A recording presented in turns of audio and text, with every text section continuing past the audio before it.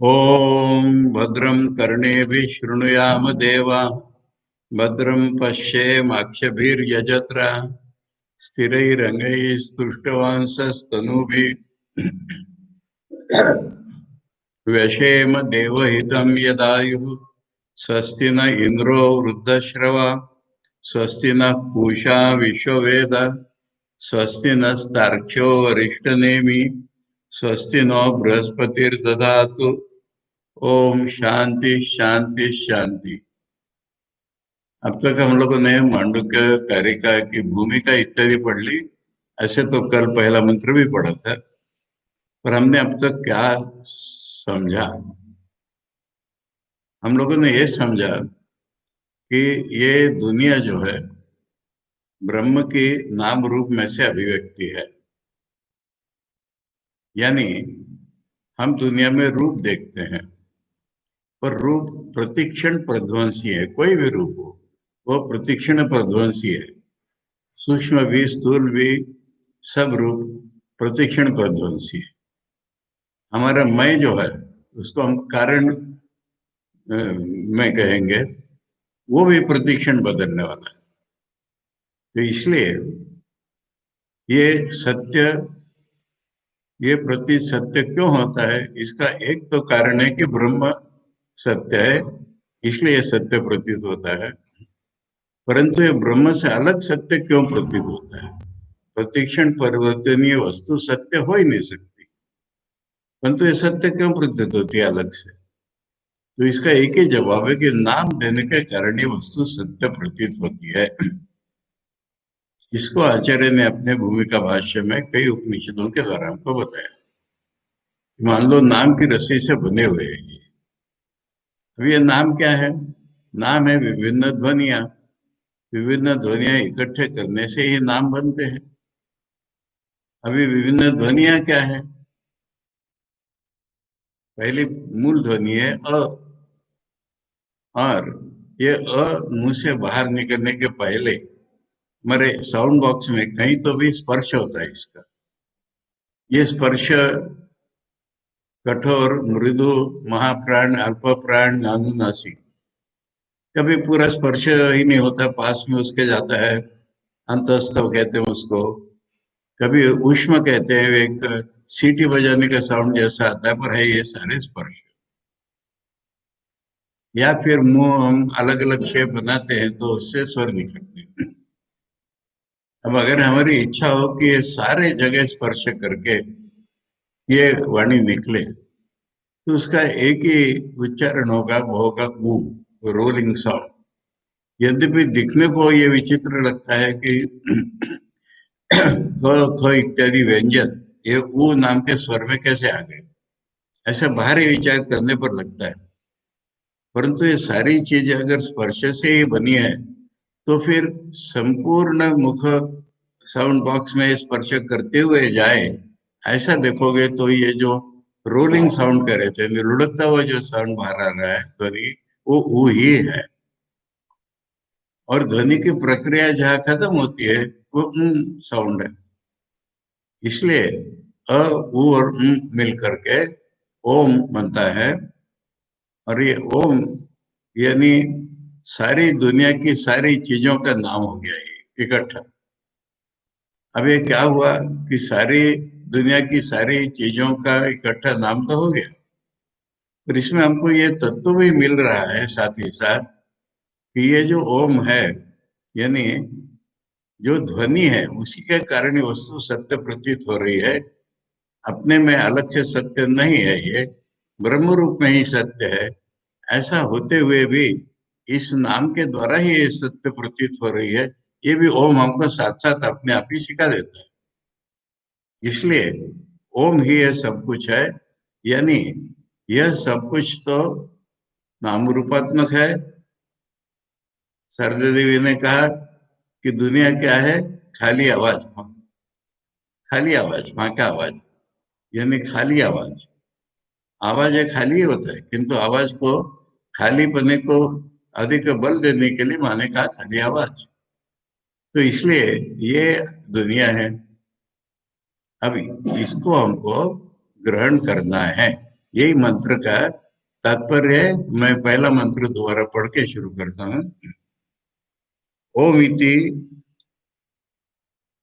बोलो ना उतने, एतदक्षरम इदम सर्वम तस्य उपव्याख्यानम भूतम भवत भविष्यदिति सर्वम ओंकार एव यच्च अन्यत् त्रिकालातीतम तदपि ओंकार एव। कल जैसे मैंने कहा था कि गीता प्रेस की पुस्तक जिनके हाथ में, उसमें जो मंत्रानुवाद दिया हुआ है वो बिल्कुल सरासर गलत है। मंत्र अनुवाद मैं पहले बता दूं जिनको करना है करेक्ट। ओम यह अक्षर ही सब कुछ है, यहाँ पर आना चाहिए उसी की व्याख्या करनी है और प्रस्तुत है। उसी की व्याख्या करनी है और प्रस्तुत है। यह जो कुछ भूत भविष्य और वर्तमान है, यह सब ओंकार ही है। इसके सिवा जो अन्य त्रिकालातीत वस्तु है वह भी ओंकार ही है। यहाँ एक वस्तु नहीं लगाते तो अच्छा होता। जो अन्य त्रिकालातीत है वह भी ओंकार ही है। ओम इति, ओम इति का अर्थ हुआ, इति माने जैसे हम कोटेशन मार्क में ओम लिख दिया हमने, ओम यह, ओम यह क्या, एतद अक्षर, यानी अक्षर किसको कहते हैं, एक ध्वनि को। ये ओम यह जो ध्वनि है, इदम सर्वम, इदम सर्वम माने हमारे अनुभव की जो वस्तु होती है वो इदम होती है। जो अनुभव में नहीं आती उसको हम आधा कहते हैं, इदम सर्वम। अब यहाँ पर एक बहुत मूलगामी विचार कई बार करता हुआ हर वक्त करना आवश्यक है। इदम सर्वम कहने से हमारे सामने दिखने वाली दुनिया नहीं पकड़ना है। इदम सर्वम माने दुनिया का हमारा अनुभव पकड़ना है, तभी वो इदम शब्द में आता है। और दुनिया का हमारा अनुभव क्या है, मैं इस दुनिया को देख रहा हूं, ये हमारा अनुभव। तो मैं भी इदम है, ये देख रहा हूं भी इदम है, दुनिया भी इदम है। मैं तुम्हारी बात सुन रहा हूं, मैं भी इदम है, तुम भी इदम हो, और सुनना भी इदम है। इसलिए इदम कहने से ऑब्जेक्टिव वर्ल्ड नहीं लेना है खाली। ये बहुत बड़ी गलती होती है बड़े बड़े वेदांतियों, मैं नाम ही नहीं लूंगा, पर बड़े बड़े वेदांतियों की गलती होती है। कहते हैं कि दुनिया मिथ्या है, हम ब्रह्म है। जब दुनिया मिथ्या है तो तुम तो दुनिया का एक भाग हो, और तुम दुनिया के अनुभव करने वाले हो। दुनिया मिथ्या नहीं है, दुनिया का तुम्हारा अनुभव मिथ्या है, खाली दुनिया मिथ्या नहीं है। अब इदम सर्व, सब कुछ। अब होता क्या है, कल मैं बता रहा था कि सब कुछ कहने में भी कई चीजें हमारे मन में बाकी रह जाती है, कई चीजें रह जाती है। कल तो मैं उदाहरण दे रहा था कि बच्चे खड़े, सब लोग आ जाओ, कोई नहीं आता। फिर कहे तुम भी आओ, तुम भी आओ, तुम भी आओ। फिर कहेंगे बाकी सारे आ जाओ, तब आ जाते हो। ए बी सी डी बुलाए नाम से, कहे सब लोग आ जाओ, तब आते हैं। तो इसलिए ये सब कुछ है कहने पर पूरा एग्जॉस्ट नहीं होता। हमारे मन में इधर उधर संस्कार रूप में कई चीजें सत्य रह जाती हैं। फर्क करके कोई भी इंट्रोस्पेक्ट करके देख ले, सब कुछ मिथ्या है। औरत कह रही मेरे पति सत्य है, वो कह रहा है सब कुछ मिथ्या है, मेरी पत्नी सत्य है। सब कुछ मिथ्या है, पैसे सत्य होते हैं। कितने लोग कहते हैं हमें स्पिरिचुअल लाइफ और पैसे चाहिए, पैसे चाहिए। पैसे कैसे सत्य हुए, सब कुछ जब मिथ्या है तो पैसे कैसे सत्य हुए। इसीलिए तो परमहंस परिव्राजक उदाहरण होते हैं ज्वलंत, मैंने कल ही कह दिया था। संपूर्ण रूप से निस्वार्थ, संपूर्ण रूप से वैराग्यवान, संपूर्ण रूप से भगवान का प्रेमी, यही मांडव्य उपनिषद का अधिकारी है। देवता रूप है उसका, ठीक है, ठाकुर ने मट्टी टाका टाका मिट्टी करके फेंक दिया था गंगा में। ठाकुर को किसी ने कहा, बातें बहुत सुंदर है, कथामृत में ही आएगी। तो डॉक्टर लोग आए हुए हैं और ठाकुर कह रहे हैं कि मेरे से तो कुछ स्पर्श भी नहीं होता, धातु का स्पर्श भी नहीं होता, कुछ बातें चल रही है। फिर एक डॉक्टर कहता है सुना है इनकी पत्नी भी यहाँ पर है, वो रसोई बनाती है, इनको खिलाती है। तो ठाकुर ने कहा मैं तो स्त्री का मुंह भी नहीं देख पाता, स्त्री का। दूसरा डॉक्टर कह रहा है कि पैसे भी तो लगते हैं। तो ठाकुर ने कहा तुम लोग कुछ भी कहो, मुझे इससे कोई मतलब नहीं है। और स्वामी जी ने अमेरिका में जाकर के कहा है कि तुम लोगों ने दुनिया के सामने एक चैलेंज रखा है कि कोई आदमी कितने पैसे कमा सकता है। बोले हमारे देश में रामकृष्ण के रूप में जवाब दिया है कि बिना पैसे के आदमी कैसा रह सकता है आनंद से। पैसे होकर के भी तुम दुख में जीते हो, बिना पैसे के आदमी पूरे आनंद से कैसे जी सकते। और तुम लोग कहते हो आजकल तो फिलोसफी बन गई कि सेक्स के बिना जीवन ही नहीं होता। हमारे देश ने ठाकुर के रूप में जवाब दिया है, खाली जीता नहीं है, आनंद पूर्ण जीता है। और माता जी शारदा देवी ने कहा कि इनके जैसा मेरे प्रति प्रेम दुनिया में किसी न किसी के प्रति नहीं किया हो। तो इसलिए ये सत्य है वो सत्य है से नहीं चलेगा। पैसे के बिना कैसे होता है, नहीं होता है। मॉडर्न, फिर मैं पर्सनल बात आ जाती है। मेरे दादाजी बिना पैसे के जिए थे आखिरी तक। शिक्षक थे अच्छे, ईंटें दे दी, कोई दूध दे दो, दादाजी को ये दे दो, गुरु जी को ये दे दो, गुरु जी को वो दे दो, घर बन गया था। और वो छोड़ दिया था घर उन्होंने भी। कहाँ से ये फिलोसफी आई है कि पैसे बिना नहीं चलता। मैं ऋषिकेश में 1 साल रहा 1978-79 में, एक पैसा भी नहीं खर्च किया कभी, आधा भी नहीं पैसा खर्च किया। इसलिए खैर छोड़ो बातें। मैं कह रहा हूँ कि दुनिया मिथ्या है, पर कुछ कुछ कुछ कुछ हमारे मन में रह जाता है, कहीं पुराना, कहीं नया, कहीं मॉडर्न, कहीं प्रेजेंट अनुभव। इसलिए कहा है कि तस्य उपव्याख्या। पहले तो इदम सर्वम समझ लिया हमने, अब कह रहे कि सब कहने पर भी कुछ रह जाता है, इसलिए उसके भीतर जाकर के व्याख्या करनी आवश्यक है। उपमा ने पास से, अत्यंत पास जाकर के दुनिया की व्याख्या करनी आवश्यक है। अब फिर वही सवाल है, हम तो गृहस्थ हैं। अरे तुम्हें अगर ब्रह्म ज्ञान चाहिए तो क्या गृहस्थी कर रही है तुम। गृहस्थ कैसा होना चाहिए, फिर वर्णन सुनो। ठाकुर के शिष्य थे दुर्गाचरण नाथ।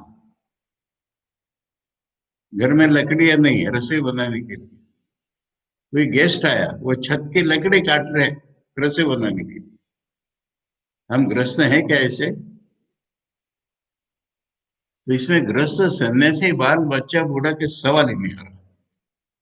मांडुक्य उपनिषद उसी के लिए, और इसीलिए तो कहा कि केवल एक मांडुक्य उपनिषद से ब्रह्म ज्ञान हो सकता है। और इसीलिए मैंने बार बार कहा कि संपूर्ण निस्वार्थ, संपूर्ण वैराग्यवान, संपूर्ण भक्ति, ये मांडुक्य उपनिषद का अधिकारी है। खैर, सुनने से सबका कल्याण होता है, सुनने से हम अधिकारी धीरे धीरे बनते हैं, इसलिए हमको सुनना है। मांडुक्य का प्रवचन करना, सुनना, ये सब इसलिए है कि सुनते सुनते हम अधिकारी हो जाए, इस आशा से। नहीं तो यही कहेंगे कि अधिकारी हम कोई नहीं, फिर क्या सुनेंगे, ये भी दूसरा एक पक्ष है। फिर तो ये हमारे लिए है ही नहीं। अरे तुम सुनोगे तो अधिकारी बनोगे, हम बोलेंगे तो अधिकारी बनेंगे। अरे तो रियल अधिकारी है मांडुक्य का। तो फिर ये कह रहे कि इसका पास से व्याख्यान करना आवश्यक है, और वो करके दिखा रहे। इसलिए कहा कि इसमें दो क्रियापद जोड़ने होंगे वाक्य के बीच में। तस्य उपव्याख्यानम, संस्कृत में कहेंगे कर्तव्य प्रस्तुतम च, इसे व्याख्यान करना चाहिए और कर रहे हैं। क्या कर रहे हैं, भूतम भविष्यत, भूतम भवत भविष्यत इति। कोई इति माने कोटेशन मार्क। भूतम माने भूतकालिक, भवत माने वर्तमान कालिक, भविष्य माने बाद में होने वाला। इति जो भी कुछ है, सर्वम, फिर सर्वम लगे, ओंकार एव। इसका उदाहरण जो मैंने कल दे रहा था कि उस जमाने में मेरा किसी ने इंसल्ट किया था, उसने मुझे मारा था, उसने मुझे पैसे दिए थे, अरे उस जमाने में मिथ्या था वो, मिथ्या की स्मृति आज मिथ्या की स्मृति है वो। और एस्पिरेशंस का तो कुछ पूछो ही मत, भविष्य में ऐसा हो जाए, वैसा हो जाए, ऐसा हो जाए। अभी इसी पे लोग मर रहे हैं। भविष्य पुराण नाम की एक चीज है, सब एक्सपीरियंस किया हुआ उसमें पुराने लिख करके भविष्य लिख दिया, ऐसा होगा वैसा होगा। अरे मिथ्या ही होगा ना, फिर सत्य होगा क्या? सत्य तो ब्रह्म ही है ना, और ब्रह्म सर्वव्यापी है। यहाँ तो ब्रह्म नाम ही नहीं लिया, अभी ओंकार है। ओंकार ही ब्रह्म का नाम है, ठीक है, ओंकार ही आत्मा का नाम है। सब कुछ ओंकार है, भूत में, भविष्य में, वर्तमान में, जो कुछ जहां देखो, ये उपव्याख्यानम का एक भाग हो गया, भूतम बहुत भविष्य, इंडिकेटरी हो गया कि जहां जो भी कुछ है मन में इंप्रेशन, वो सब मिथ्या ही है। मिथ्या ही है, खाली पर नहीं है ये, मिथ्या ही है, पर इसके पीछे ब्रह्म सत्ता होने के कारण ये प्रतीत हो रहा है। इतना पूरा ओंकार का अर्थ है। हमने ओंकार का अर्थ दो प्रकार से देखा प्रश्नोपनिषद में, सगुण ब्रह्म और निर्गुण ब्रह्म। यानी दुनिया के पीछे जो ब्रह्म सत्ता, इसको हम कहेंगे सगुण ब्रह्म। और वहां अगर हमारा मन पहुंच गया और हमारी हिम्मत होगी, तो उससे आगे अगर हम जाते हैं तो हम अनुभव करने वाले ही नहीं रहेंगे।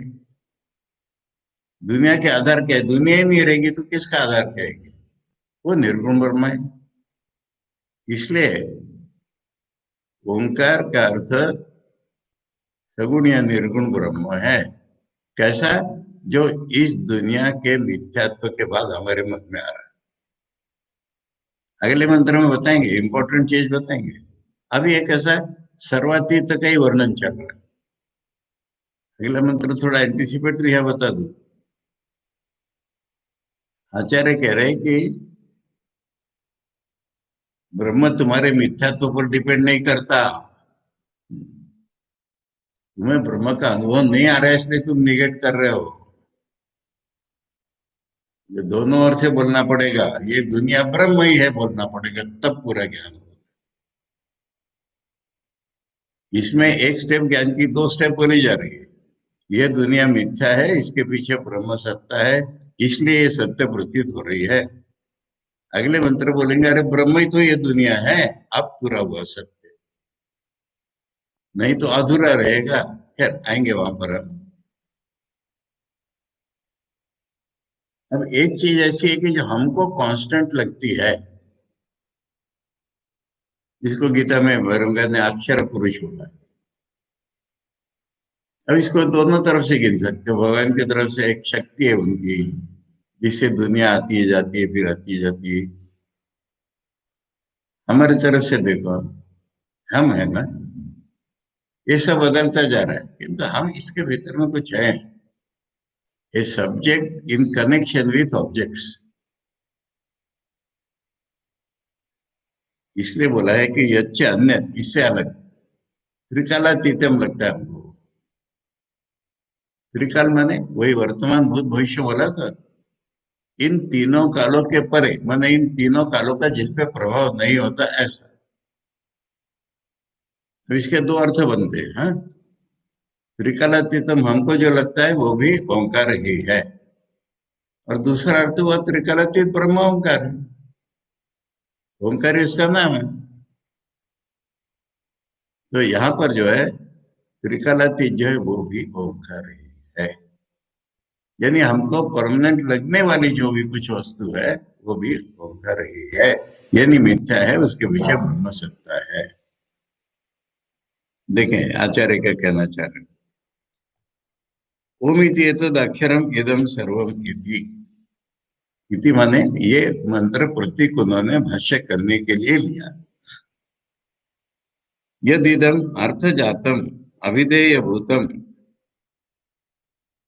अर्थ जातम माने हमको प्रतीत होने वाला सब कुछ, ये अर्थ जातम है।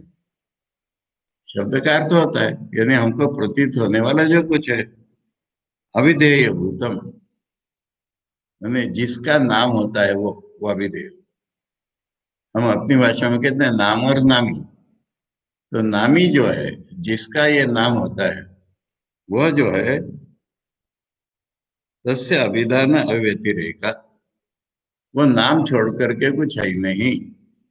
यही तो अब तक समझाया वो अलग अलग उदाहरणों से। छांदोग्य के उदाहरण से कि मिट्टी सत्य है, बर्तन मिट्टी का तो एक नाम है, छोड़ के क्या है? तो तस्य अभिधान अव्यतिरेक। अभिधान माने नाम, अभिधेय माने नामी।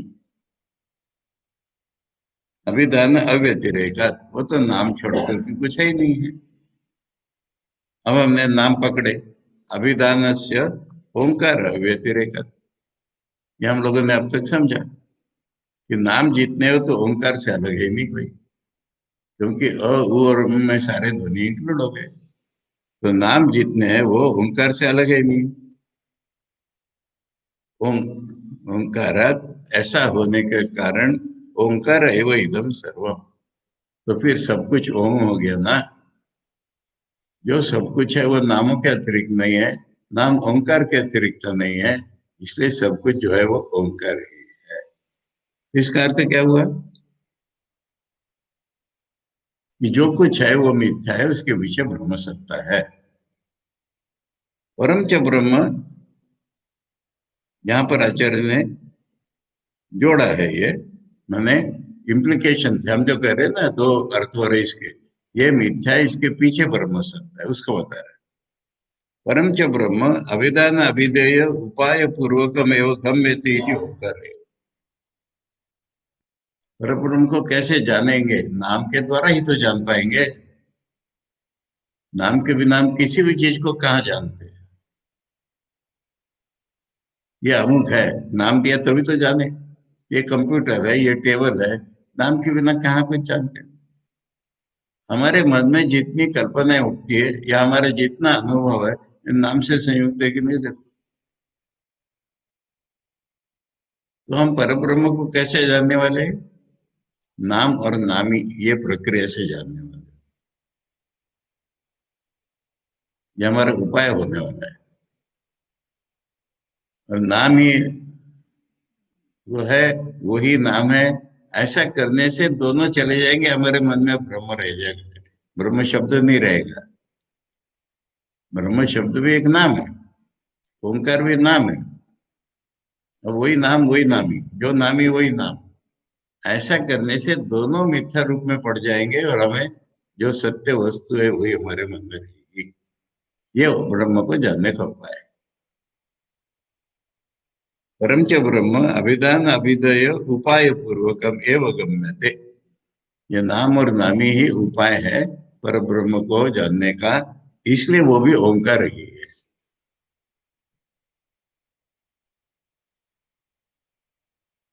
ये वो त्रिकालातीत नहीं बोला है, हाँ। ये इदम सर्वम जो बोला, उसके साथ ये भी जोड़ दिया। इदम सर्वम ओंकार है, मैंने मिथ्या की प्रतीति हो गई। पर इसी उपाय के द्वारा तो इसके पीछे ये नाम नामी करके दुनिया को अगर हमने हटा दिया, तो फिर इसके पीछे ब्रह्म सत्ता रही ना।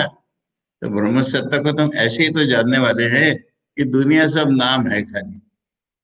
दुनिया नाम है, दुनिया नामी है। नाम और नामी एक है, ये दोनों मिथ्या है, रहा पीछे ब्रह्म। तस्य एतस्य परापर ब्रह्म रूपस्य अक्षरस्य। ये परापर ब्रह्म क्या हो गया? जो अभी मैंने बताया, निर्गुण से कि जब दुनिया निकली गई हमारे मन से तो निर्गुण ब्रह्म ही रहा ना। दुनिया का आधारभूत ब्रह्म, इसको हम सगुण ब्रह्म कहते हैं। तो वो भी ओम हो गया। और जब हम हमारा हमको उसका ज्ञान हो गया, मैं भी हमारा खत्म हो गया, तो फिर दुनिया का आधार कहने के लिए क्या रहा? तो इसलिए निर्गुण ब्रह्म और सगुण ब्रह्म दोनों, ओम जो है बताया, ओम ये ध्वनि ही है, फिर से बोला अक्षर से। समझ गए ना? परापर ब्रह्म रूपस्य अक्षरस्य ओम इति एतस्य उपव्याख्यानम। व्याख्यानम का आचार्य समझा रहे, ब्रह्म प्रतिपत्ति उपायत्व ब्रह्म समीपतया विस्पष्टम प्रकटनम उपव्याख्यानम। ब्रह्म को हमें जानना है, उसके उपाय के रूप में ब्रह्म के पास जाकर के स्पष्ट रूप में बताना पड़ेगा। उपव्याख्यान क्या आता है? ब्रह्म को जानना है, उसके जितने पास जाएंगे और स्पष्ट रूप में देखेंगे, वो उसका उपव्याख्यान हो जाएगा। फिर आचार्य शब्द जोड़ रहे प्रस्तुतम, ठीक है। कर्तव्यम प्रस्तुतम, प्रस्तुतम में कर्तव्य इंक्लूड हो गया। वेदितव्यम इति वाक्य शेष बोल रहे, प्रस्तुतम वेदितव्यम इति वाक्य शेष, आचार्य भी दो शब्द जोड़ रहे। हम बता रहे हैं ये जानना पड़ेगा तुमको, हम बता रहे हैं, कर्तव्य तो हो ही गया, हम बता रहे हैं ये तुमको जानना पड़ेगा, ये वाक्य में जोड़।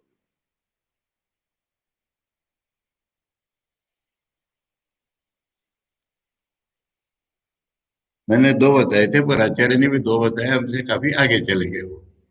कर्तव्य तो अनुस्यूत ही है। मैंने बताया था प्रस्तुतम, आचार्य प्रस्तुतम वेदितव्यम। भूतम भवत भविष्यदिति कालत्रय परिच्छेद्यम यत्तत् अपि ओंकार एव उक्त न्यायता। अलग अलग कालों का, इसमें आचार्य ने डिटेल नहीं दिया, अलग अलग कालों का जो हमारे मन में होता है, ये सारा ऊपर के न्याय से, ऊपर बताए रीति से ओंकार ही है। यच्च अन्य त्रिकालातीतम कार्याधिगम्यम काल अपरिच्छेद्यम अव्याकृतादि तदपि ओंकार है। आचार्य ने त्रिकालातीत ये लिया है कि हमको दुनिया दिख रही, बदलती हुई दुनिया दिख रही, इसके पीछे ब्रह्म ही जंप मत करो एकदम, इसके पीछे इसकी अव्यक्त अवस्था है।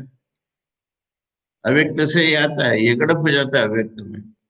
ठीक है, समझ में आ रहा है? ये इंपॉर्टेंट चीज त्रिकालातीत, माया शक्ति बोलो इसका, अव्यक्त रूप बोलो, ईश्वर बोलो, यानी सृष्टि स्थिति प्रलय में दुनिया नहीं रहती, पर वो नहीं रहने वाली दुनिया भी मिथ्या है। नहीं तो लोगों के मन में ये होता है कि ब्रह्म सर्वातीत समझ ही नहीं पाते। सृष्टि के पूर्व में जो है, सृष्टि के पूर्व में जो है वो भी मिथ्या है। निर्गुण ब्रह्म में उसका भी स्थान नहीं है कहीं। अब अव्यक्त परमानेंट का आज भी है, कल भी है, परसों भी है। हम जो है नींद में, गहरी नींद में, वो स्वप्न में भी है, जागृति में भी है। रूप बदल गया हमारा, पर हम तो है ना। तो दुनिया की उत्पत्ति के पहले जो अव्यक्त रूप था, वो तो दुनिया में है, पर वो भी मिथ्या है। उसको भी पकड़ के नहीं रखना है। फिर वो संख्या लोग प्रकृति लीन इत्यादि नाम लेते हैं। अरे ज्ञानी आदमी अलग होता है, ये आधा ज्ञानी हो जाएगा, तो ये भी मिथ्या है। अब यहाँ हम कैसे हवा में लटक से रहे, इसको पूरा नहीं हुआ है। इसलिए इसके साथ ही दूसरा मंत्र पढ़ना पड़ता है। ब्रह्म, हाँ हाँ, हनुमान से ही लग रहा है ना, आचार्य ने कह दिया कार्याधिगम्या। कार्य देख करके हम जान रहे हैं कि इसके पीछे भी कुछ है। हमने देखे नहीं है। अनुमान से ना, हाँ हाँ, अनुभव नहीं है हमारे उसका। कार्याधिगम्य, कार्य देख करके हम उसको जान रहे हैं। हाँ, अनुमान है। हाँ हाँ हाँ हाँ, वो भी मिलता है। अब अनुमान कैसे? ऑलमोस्ट प्रत्यक्ष है ना। सृष्टि नहीं थी तो क्या था, कुछ था कि नहीं? ऐसा अनुमान बना है ऐसा। सृष्टि होने के पहले, प्रलय के बाद कुछ है कि नहीं? हाँ हाँ, कौन बोल रहे हैं?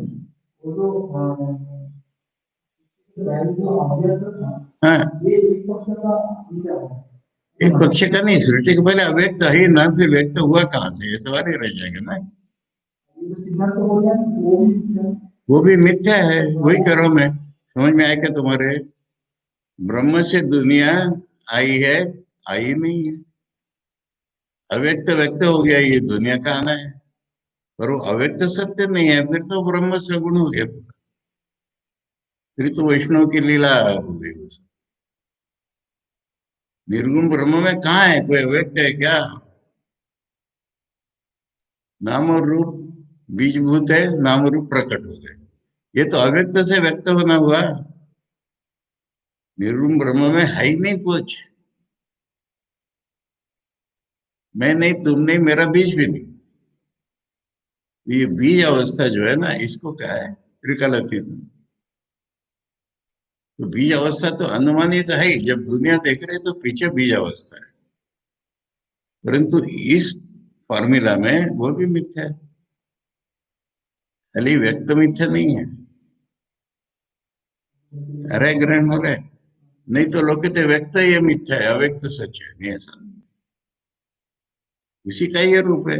आचार्य ने दूसरी जगह का है, बीजांकुर न्याय है ना, इस बीज से फिर अंकुर निकलेगा, अंकुर से फिर बीज बनेगा। ये तो ऐसा ही है ये चक्र। सृष्टि के पहले जो इसको ईश्वर कहते हैं, ब्रह्म नहीं कहते, या सगुण ब्रह्म कहते हैं, अव्यक्त लेकर के बना दिया उसने। अरे अव्यक्त बनाने वाला ये कुछ नहीं है ना, इसलिए कहा कि सगुण निर्गुण का भेद हमारे अनुभव से। ठीक है, तो इसको बोल रहे यच्च अन्य, अन्य माने इससे अलग, त्रिकालातीतम माने कार्यादिगम्यम, काल अपरिच्छेद्यम, अव्याकृत आदि, इतना समझा दिया आचार्य ने। ये अव्याकृत शब्द मैंने कभी बताया होगा तुम लोगों को, अव्यक्त से किंचित अलग है। अव्यक्त माने प्रकट नहीं है, अव्याकृत माने प्रकट होने वाला है, अभी प्रकट नहीं हुआ है।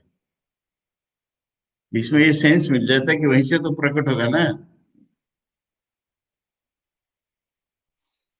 अब ये कैसे, ये आधा ज्ञान हुआ, नाम लेके कहना तो तोतापुरी ज्ञान हुआ, ठाकुर ज्ञान नहीं हुआ ये भी, मांडुक्य का कहना बाकी है। दूसरा मंत्र पढ़ के इसको कनेक्ट कर। आचार्य ने भाषा बहुत सुंदर समझाया है, पर पहले मंत्र पढ़ ले। सर्वमी एतद् ब्रह्म, अयमात्मा ब्रह्म, सो अयमात्मा चतुष्पाद। इसके तीन भाग हैं दूसरे मंत्र के। सर्वम ही एतद् माने, एतत् सर्वम पिछले मंत्र में बोला है, एतत् ओम इति एतत् अक्षरम इदम सर्वम, जिसको हमने अभी तक ओम बोला वही सारी दुनिया ब्रह्म है। इसको ग्रहण करना ही पड़ेगा, नहीं तो ज्ञान नहीं होता। माया है, मिथ्या है, इसको बहुत डिटेल में समझाना है। देखो, दुनिया मिथ्या है, दुनिया मिथ्या है जो कहते हैं, उनके मन में मिथ्या रह जाती है। व्याकरण के द्वारा, भाषा के द्वारा समझाया जा सकता है। भाषा का खेल नहीं, भाषा तो हमारे बोध को प्रकट करने वाली है ना। दुनिया मिथ्या है, लोग कहते हैं इसका अर्थ हुआ मिथ्या दुनिया है। मेरे पिताजी मर चुके हैं, मरे हुए मेरे पिताजी हैं। मैंने उस दिन इस कॉन्टेक्स्ट में एक कविता सुनाई थी ना, अंग्रेजी में एक कविता है बहुत सुंदर, वी आर सेवन नाम की। नहीं सुनी तुमने? याद नहीं है? क्लास में बताई थी, अब किस क्लास में बताई थी याद नहीं। एक पथिक जा रहा है घूमने, कहीं जा रहा है, थक गया तो एक पेड़ के नीचे बैठ गया। तो वहां एक छोटा सा बच्चा खेल रहा है, तो उस बच्चे से पूछता है तुम कितने भाई हो? वो कहता है हम 7 भाई हैं। बताओ कहाँ कहाँ है? तो कहता है कि सबसे बड़ा जो है ना, वो पिताजी के साथ खेत में काम कर रहा है। नंबर 2 का था ना, वो मिलिट्री में ज्वाइन हुआ और युद्ध में मर गया, उसको वहीं गाड़ दिया युद्ध भूमि में। और 3 और 4 जो है वो स्कूल में गए हैं। पांच जो था ना वो बचपन में ही मर गया, उसको एक पेड़ के नीचे ही गाड़ा है। मैं छह हूँ और सात माँ की गोदी में है, दूध पे है। तो सुन के कहता है, फिर तुम पांच हो, हम सात हैं। फिर गिनाएगा, फिर वैसे ही गिनाएगा। यानी वो बच्चा इसलिए बोल रहा है, हमारे सबके मन में यही होता है। फिर हम पिता इत्यादि को स्वर्गीय को कहते हैं, स्वर्गवासी वहां है ना वो। ये कविता है। ये कविता मेरे गुरुजी इसलिए सुनाते थे, ये निगेटिव रियलिज्म इसको कहते हैं। दुनिया मिथ्या है, मिथ्या है, लोगों के मन में मिथ्या रूप में दुनिया रहती है। अब जैसे बुद्धिस्ट लोग ही ले लो, आत्मा को नहीं मानते, निरात्मा देवी खड़ी कर दी उन्होंने। इसको समझना बहुत आवश्यक है। तोतापरी की बात किंचित अलग, उनको मालूम था ये, पर इसके ऊपर उनका ख्याल नहीं था।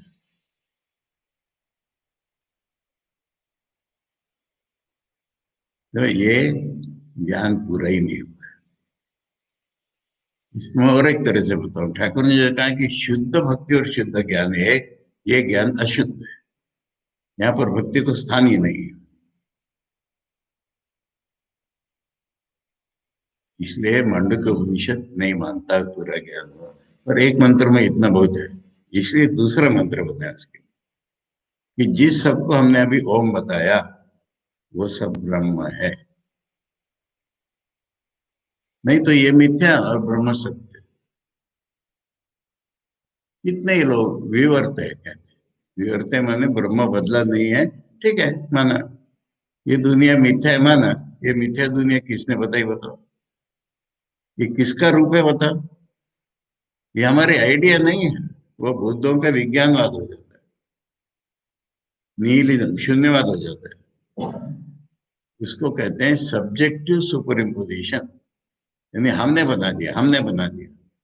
अरे तुमने नहीं बनाई दुनिया, सत्य की मिथ्या बात अलग, वो बनाई भगवान ने। इसलिए ये बहुत महत्व की बात है। जो नाम वही नामी, जो नामी वही नाम। अब ठीक हुआ आइडेंटिकल, नहीं तो नहीं हुआ। नहीं तो ब्रह्म हमारे निगेशन पे डिपेंड कर रहा है। ये कैसा ब्रह्म है आपका? ये सांख्यों जैसा अलूफ हो जाता है। प्रकृति यहाँ पड़ी रहेगी, पुरुष उधर है। इसलिए दूसरे मंत्र में कह रहे हैं कि सर्वम एतत् ब्रह्म। अब एक चीज और रह जाती है। देखो ये कोई तर्क नहीं होता है, साइकोलॉजी होती है। सब दुनिया मिथ्या है, सब दुनिया मिथ्या है। मैं, ये हमारे मन का एक खेल है कि हमेशा अपने को अलग निकाल करके बात करता है। दुनिया सारी बिगड़ गई है, तुम बोले बने हो। सारी दुनिया को भगवान चला रहे, तुमको नहीं चला रहे।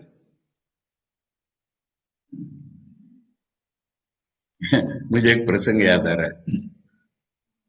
ये नागपुर आश्रम में अकाउंट्स कर रहा था, और एक दिन कुछ मिल नहीं रहा था, कुछ तो भी नहीं। तो मैं बहुत वरीड होके रात में काम कर रहा था। मेरे शिवतो तो ये क्यों इतने वरीड हो? उनका ठाकुर का पैसा है ना, तो करे तुम भी ठाकुर के हो ना, याद रखो। इसलिए हमारी मन की क्वालिटी है। इसलिए यहाँ पर आचार्य कहेंगे, ये अभिनय करके बता रहा है। यानी शिष्य का हाथ उसी के छाती पे लगा के कह रहे, अयम आत्मा ब्रह्म।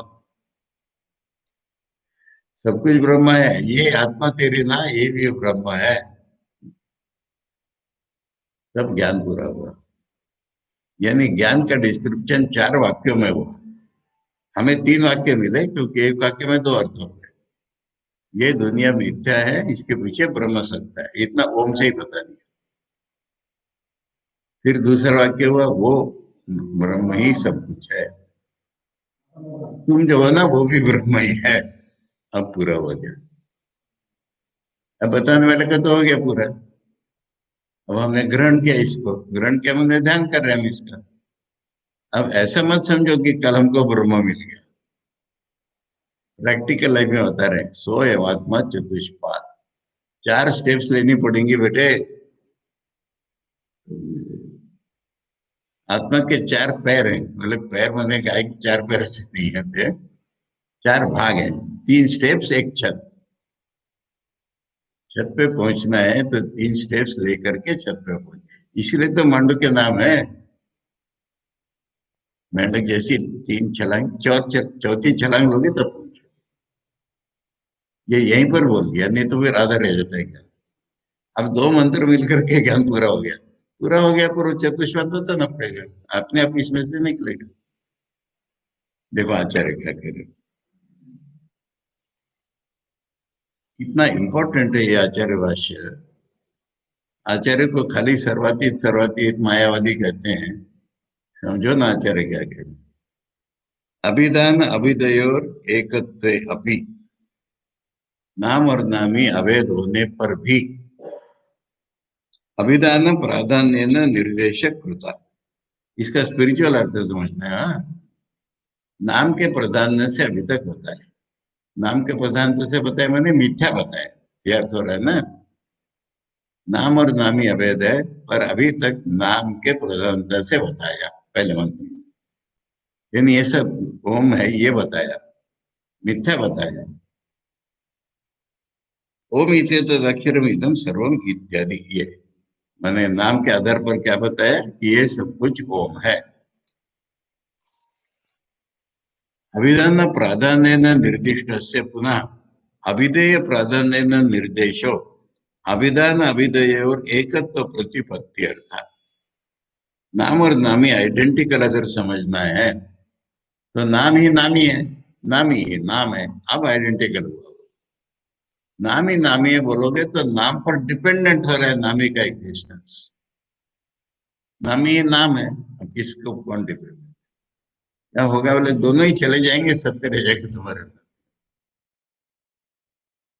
की तरह था। नहीं तो अभिधान तंत्र अभिधेय प्रतिपत्ति, तंत्र माने डिपेंडेंट अपॉन, अभिधान तंत्र नाम पर डिपेंडेंट अपॉन ब्रह्म की, ब्रह्म का नॉलेज ऐसा हो जाएगा। दुनिया मिथ्या मिथ्या इस पर ब्रह्म डिपेंड करते हैं क्या। इति अभिधेय से अभिधानत्वम गौणम, फिर ये नाम नामी अवैध रहा ही नहीं, नामी प्रधान हो गया, नाम गौण हो गया, ऐसा नहीं चलेगा। इति आशंका स्यात्, ऐसा मन में रह जाता है। एकत्व प्रतिपत्तेश्च प्रयोजनम, एकत्व क्यों होना चाहिए नाम नामी का। अभिधान अभिधेय और एक प्रयत्न न युगपत प्रविलापयन। देखो ये ब्रह्म, ये मिथ्या ब्रह्म सत्य, मिथ्या ब्रह्म सत्य ऐसा करने से नहीं मिलने वाला। ये मिथ्या ब्रह्म सब डूब जाएगा और एक में अद्वितीय रह जाएगा। ये मिथ्या, इसके पीछे ब्रह्म है, ब्रह्म ही ये है। इसमें यह होगा कि मिथ्या और उसके पीछे वाला ब्रह्म कुछ नहीं रह जाएगा, ब्रह्म रह जाएगा, इसके पीछे वाला ब्रह्म नहीं रहेगा। ये मिथ्या, इसके पीछे ब्रह्म है। अब ये और इसके पीछे वाला ब्रह्म सब डूब जाए, सब ब्रह्म रहेगा। युगपत प्रविलापयन तद विलक्षण ब्रह्म वो नाम नामी दोनों ही नहीं है भैया, अलग ही अलग है, मने अलग लक्षणों वाला है विलक्षण। ब्रह्म प्रतिपद्य, तो ये ज्ञान हो जाएगा। तथा च वक्षति, मांडुक्य के 8वें मंत्र में यही बोला है। पादा मात्रा मात्रा से पादा, पादा माने ब्रह्म के 4 पैर जो बोले, स्थूल सूक्ष्म कारण सृष्टि स्थिति प्रलय कुछ भी ले लो। हाँ? अ उ म है, अ ये है, वो ये है। अ ही स्थूल रूप है, स्थूल रूपी अ है। वो ही सूक्ष्म रूप है, सूक्ष्म रूपी उ है। जो है वही प्रलय है, प्रलय ही हूँ। मैं उदाहरण से बोल रहा हूँ, फोटो ठाकुर का पूछ रहे हो, कल मैंने बोला था। हाथ कौन से हैं? फोटो के हाथ है ना, ठाकुर के हाथ है वो, ठाकुर के हाथ क्या है, वो फोटो में नहीं दिख रहा। ऐसा जब मन में पूरा अभेद उत्पन्न हो।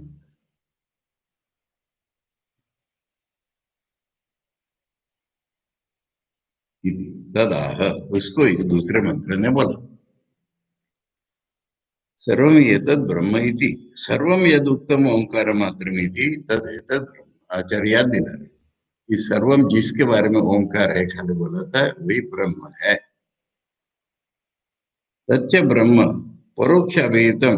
हाँ, अब नेक्स्ट है, परोक्ष माने कैसा, दूर रह गया, सब सब ब्रह्म है, सब ब्रह्म हो गया, उसको प्रत्यक्ष बताना है अभी। सत्य ब्रह्म परोक्ष अभिहितम प्रत्यक्ष तो विशेषण निर्दिशति, विशेष रूप से डायरेक्टली बोलना है और कुछ। अयम आत्मा ब्रह्म इति। अब कह रहे अयम क्या है, अयम इति चतुष्पात्वेन प्रविवज्यमानं प्रत्यगात्मानं प्रत्यगात्मतया अभिनयेन निर्दिशति। बीच में थोड़ा फ्यूचर का डाल दिया आचार्य ने, जिसको चार भागों में बोला जाने वाला है वो आत्मा। आत्मा माने ब्रह्मरूप जो आत्मा, वो आत्मा प्रत्यगात्मतया, भीतरी आत्मा है ना वो, अभिनय न दर्शयती, एक्टिंग करके दिखाया जा रहा है। एक्टिंग क्या, अपना हाथ लगाया होगा ना, शीशे के हाथ पकड़ के उसके छाती पे लगाया होगा, ये एक्टिंग। ये ब्रह्म, ये तेरी आत्मा है ना, ये भी ब्रह्म है, डायरेक्टली बता दो, अयम आत्मा ही थी। अभी का लॉजिक है क्या? एक्टिंग करके दिखा रहे ऐसे करके। सोयम आत्मा ओंकार अभिधेया, वही यही आत्मा, कौन सा, जिसका नाम ओंकार है, परापरत्वेन व्यवस्थित, वही सगुण निर्गुण है, चतुष्पाद कार्शापणवत न गौरी वही। चार पैर माने, कार्शापण माने 1 रुपया, उस जमाने का कोई सिक्का है। आज का 1 रुपया नहीं चलेगा, आज के 1 रुपये में तो 100 पैसे होते हैं। पुराने 1 रुपये में 4 चवन्नी होती थी, 4 सिक्के, 4 अन्ना ठाकुर कह रहे ना, सिक्के, तो वो 4 सिक्के वाला रुपया। चार पैर माने गाय जैसे नहीं, सिक्के के 4 सिक्के होते हैं रुपए के, ऐसा आचार्य समझा रहे। न गौरी वही थी, कैसे, त्रयाणाम विश्वादीनाम पूर्व पूर्व प्रविलापन तुर्य से प्रतिपत्ति थी, कर्ण साधना। देखो ऐसा है, तुम्हारे पास चवन्नी है, हम कहेंगे चवन्नी दे दो, हम तुमको 8 नहीं दे रहे, तो फिर चवन्नी तो इंक्लूड हो गई ना उसमें। चवन्नी कहाँ गई, वो 8 में चली गई, प्रविलाप हो गया। हम 12 आने के सिक्का है हमारे पास, तो हम कहेंगे ये ले लो, 8 दे दो, तो 8 वो 12 में मर्ज हो गई। हम तुमको 1 रुपया दे रहे पूरा, तुम 12 पे लौटा दोगे। ऐसे चार भागे हो, चार चवन्नी ऐसे से चार भाग में, हाँ, एक दूसरे में परविलाप हो जाता है। तब चतुर्य चौथे की प्रतिपत्ति तब होती है जब एक दूसरे में मर्ज हो जाता है, तब चौथा मिलता है। इति कर्ण साधना पाद शब्द, इसलिए ये पाद शब्द स्टेप्स के अर्थ में, इंस्ट्रूमेंट, उपाय, करण, ऐसे अर्थ में 3 शब्द है। 3 पैर पहले ये जाने के स्टेप्स हैं। तुरीयस्य पद्धति इति कर्म, पाद शब्द के 2 अर्थ लगा है। पाद माने चलने के स्टेप्स, और पाद माने पहुंचने का पद। तो चतुष्पाद में 3 तो पहुंचने के स्टेप्स, चौथा जो पहुंचने का पद। तुरीयस्य पद्धति इति कर्म साधना पाद शब्द, कर्म माने ऑब्जेक्ट टू बी रीच्ड, और करण माने स्टेप्स और इंस्ट्रूमेंट्स फॉर द ऑब्जेक्ट। ठीक है, ये 2 हैं। अब ये क्या है कि इसके पेट में से निकले अपने आप, 4 पैरे बोला ना, बताओ पहला कौन सा है, दूसरा कौन सा है, ऐसा ही उपनिषद चलेगा। ठीक है, ओम भद्रम कर्णे शृणुयाम देवा, भद्रम पश्येमाक्षभिर्यजत्राः, स्थिरैरङ्गैस्तुष्टवंशस्तनूभिः व्यशेम देवहितं यदायुः, स्वस्ति न इन्द्रो वृद्धश्रवा, स्वस्ति न पूषा विश्ववेद, स्वस्ति नस्तार्क्ष्यो अरिष्टनेमि स्वस्ति नो बृहस्पतिर्दधातु। ओम शांति शांति शांति। हरि ओम तत्सत। श्री रामकृष्णार्पणमस्तु।